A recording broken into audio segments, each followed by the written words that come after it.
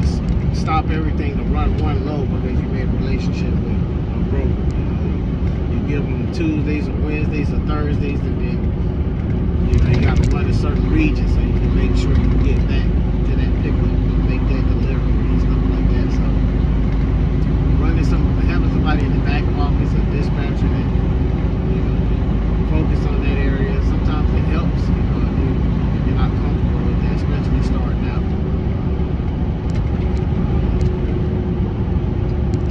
The type of freight, whether it be dry van, flatbed.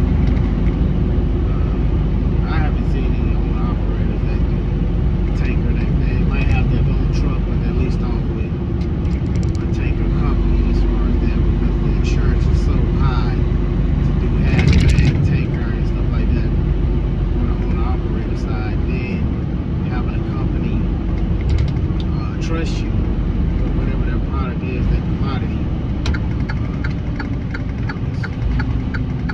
Chances are they'd rather just go with a big company than somebody with less than 5 trucks on the tanker side. So I did dry van after coming out of flatbed, like what I'm doing right now. And after being local, I did dry van. I was a little bit burnt out on the flatbed side, but if I could do it again, I probably would have went flatbed because the freight was a little bit more consistent. Paying it more. I wouldn't say consistent. I would say paying more. So in the recession, flatbed freight was a little bit higher, even though everything was below market rate. I think I could have made it work a little bit more. I probably could have been home a lot more because most of the good brand freight was southeast, southwest, or just running north and south. Still down south, one road north. Drive in had me all over the place. They were trying different lanes and exploring different options and stuff like that. So yeah, I probably would have chose to lease or rent the equipment. I probably would have chose flatbed over dry van. And if I would have had to wait a little longer, my patience ran out. I was about ready to jump out there too. That was pressure. I would have, handled that pressure a little bit more. I could have been a little bit more patient, But regardless of when you're gonna do it, you're gonna go through some stuff. Trucking, like I said, and repeat it again, it's very volatile, up and down. Mechanical equipment you're relying on. You can go through stuff with your family. You might have to step away. Always need a backup plan. You always need multiple streams of revenue if you can, or credit, some type of financial backing. Because things happen, especially in trucking. Simple tire blowout, brake problem, DOT shutdown can shut you down a day, 2, 3 days, or even more. So you got to be aware of that. Once you acquire the skills and feel like you're safe enough, not as many miles, safe miles out here on the road, and you want to go working for yourself, those are the things that you want to kind of establish first. Type of equipment that you want to operate,